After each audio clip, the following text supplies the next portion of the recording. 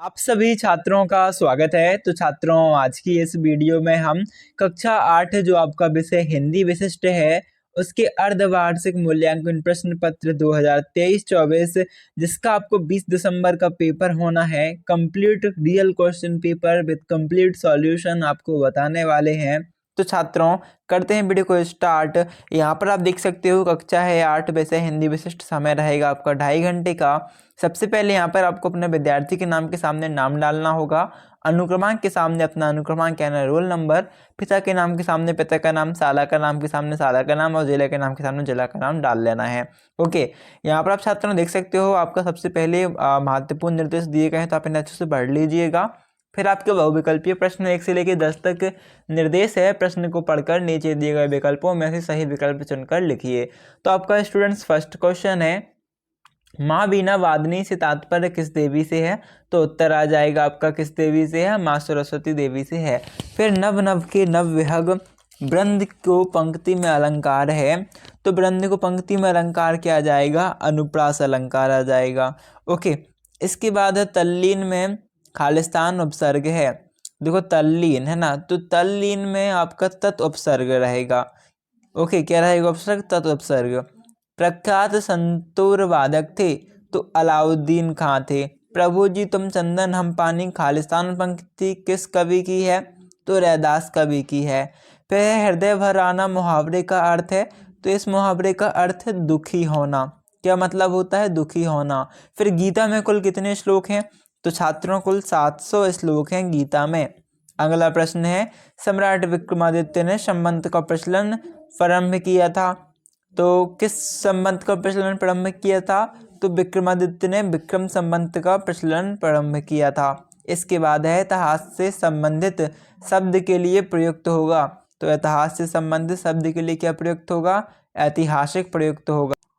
इसके बाद है आपका 10वां क्वेश्चन कि सिर घोट मोट पर चुटिया थी लहराती थी, तोंद लटक कर घुटनों को छू जाती पंक्ति में कौन सा रस है ना? तो इस पंक्ति में कौन सा रस है? तो इस पंक्ति में हास्य रस हो जाएगा आपका सही उत्तर। इसके पश्चात छात्रों आप देख सकते हैं लघुत्तरीय प्रश्न 11 से लेकर 20 तक निर्देश हैं कि नीचे दिए गए प्रश्नों के उत्तर लिखिए। तो आपका प्रश्न क्रमांक 11 है, नव नव के माध्यम से कवि का क्या कहना है? 3 अंक के लिए यह प्रश्न है। तो छात्रों इसका उत्तर आपका हो जाएगा कि नव नव के माध्यम से कवि कहना चाहता है कि सभी प्राणी नए भारतवर्ष की रचना करें और उन्हें इस निर्माण में सभी नए साधन प्राप्त हों। फिर है 12वां क्वेश्चन कि बाली को क्या वरदान प्राप्त था? तो इसमें आपका उत्तर रहेगा कि बाली को ऐसा वरदान प्राप्त था कि जो भी उसके सामने आता उसकी आधी ताकत उसमें आ जाती थी। इस कारण बाली अपने सामने आए हुए व्यक्ति को आसानी से पछाड़ देता था। अगला प्रश्न है आपका, सरस्वती किस संगीतक के गले में विराजमान थी?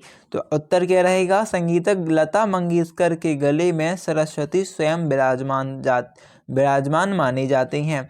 फिर है आपका 14वां प्रश्न कि डॉक्टर चंद्रा को सामान्य ज्वर के बाद कौन सी बीमारी हो गई थी? तो आपका उत्तर रहेगा इसमें कि डॉक्टर चंद्रा को सामान्य ज्वर के बाद पक्षघात की बीमारी हो गई, जिसमें गर्दन के नीचे उनका सर्वांग अचल हो गया, मतलब चलने लायक नहीं रहा, है ना, काम करना बंद कर दिया।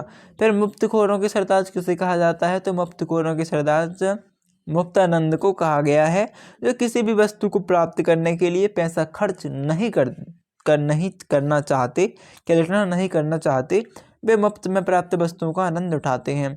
फिर पटना के पास किन किन नदियों का संगम हुआ है? उत्तर क्या जाएगा? पटना के पास गंगा, सोन और गंडक नदियों का संगम हुआ है। फिर अमृता देवी का नारा क्या था? तो पेड़ों से लिपट कर वह कहती रही, सिर साटे पर रुक रहे तो भी सस्ता जान, अमृता देवी का यही नारा था। इसके बाद आप देख सकते हो 18वां प्रश्न की वृद्धा मंदिर के पास क्या काम करती थी? उत्तर क्या जाएगा? वह बूढ़ी औरत मंदिर के पास उसके दरवाजे पर फूलों की माला बेचा करती थी।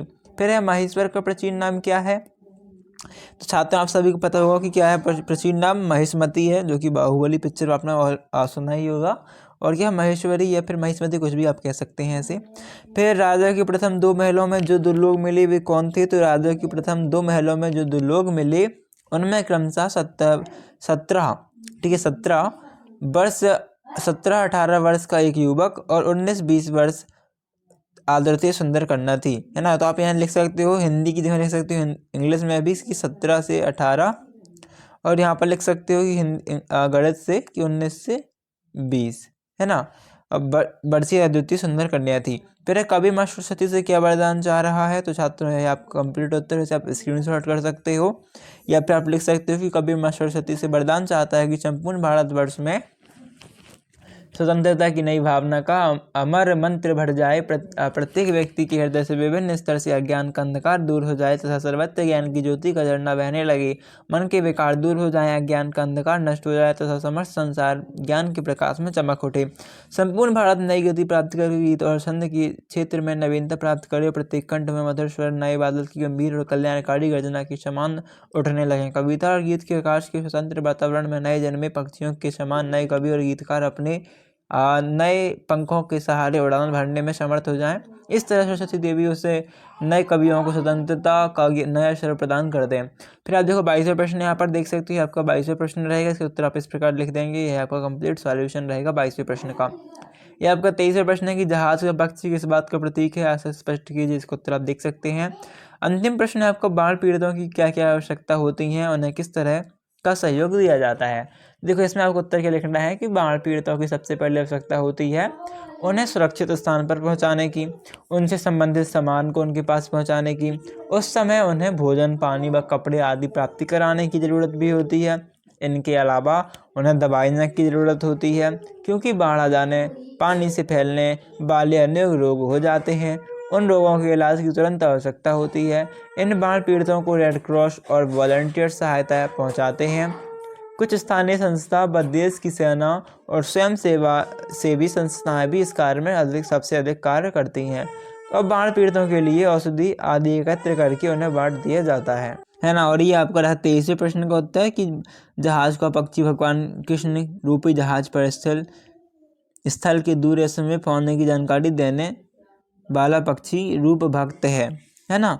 जिस तरह समुद्र से यात्रा करने वाले जहाज से जमीन किधर और कितनी दूर इसकी जानकारी लेने के लिए पक्षियों को छोड़ा जाता था।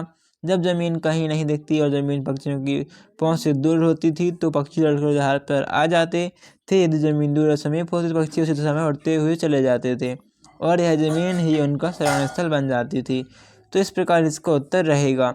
नाविक भी जहाज को उसी दिशा में खेने लग जाते थे, उस जमीन पर जाकर जहाज पर लंगर डाल देता था। यह उस समय होता था जब कुतुबनुमा आदि दिशासूचक यंत्रों का आविष्कार नहीं हुआ था। इस पद में कवि ने अपने आप को जहाज के पक्षी के रूप में चित्रित किया, जो बार बार ओर से निराश होकर श्री कृष्ण के चरणों रूपी जहाज पर शरण प्राप्त करता है। तो छात्रों यह कंप्लीट सॉल्यूशन आपके पेपर का, जो कि 90% से अधिक चांसेस रखता है सेम टू सेम प्रश्न के, तो आप इसे बहुत अच्छे से तैयार कर लीजिएगा। अभी मिलते हैं नेक्स्ट वीडियो पे, देख लीजिए। थैंक्स फॉर वॉचिंग, धन्यवाद।